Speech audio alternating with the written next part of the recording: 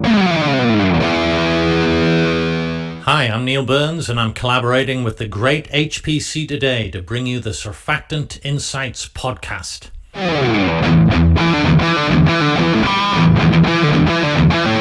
Each podcast will cover my thoughts on a key issue affecting the surfactant supply chain.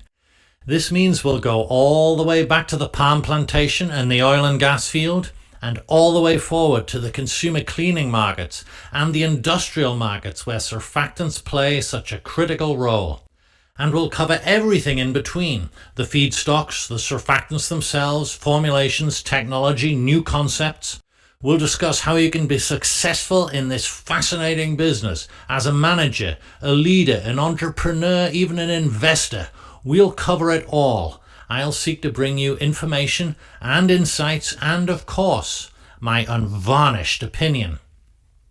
Among the topics we'll cover in the coming months: palm, the starting point for one of the most important hydrophobes in the surfactant toolkit.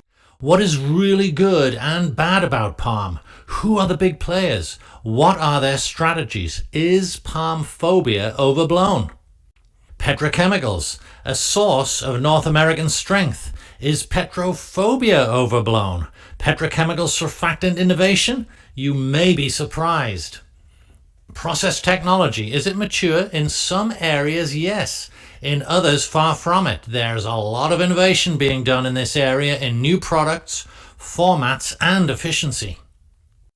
Sustainability. There's been a vibe shift in the US for sure, but sustainability is still a mega trend, and we're seeing a lot more nuance and much more quantitative approach. Show me the carbon footprint and the supply chain. We'll talk a lot more about that. Biosurfactants. Everybody's talking about them. Everyone's making them. They may not be that difficult to make, but to make them well and cost effectively and at scale, that's a different story. Of the many companies making them today, who will survive and thrive? Mainstream surfactants. There's always so much more to learn. Who's investing in LAB, in ethylene oxide, in ethoxylates and sulfonates, in all the many specialty co-surfactants? Are APGs having a renaissance? Yes, but why? And what about MES? Trends. Well, sulfate-free, EO-free, palm-free, dry, no film.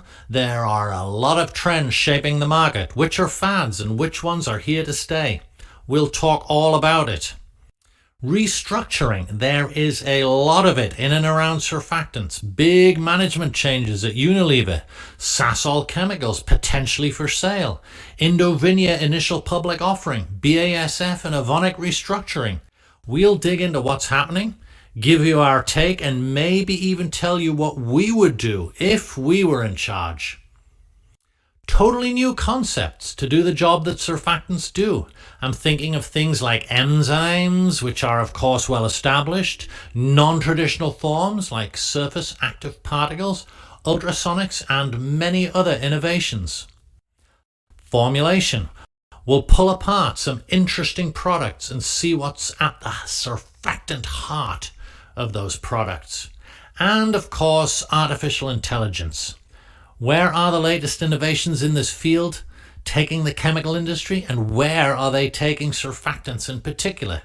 And finally, opinion. Lots of it, backed always by facts and data. So, all this and more in pithy podcasts for your enlightenment and maybe a bit of entertainment. Join me and HPC today on the Surfactant Insights Podcast. I look forward to talking with you.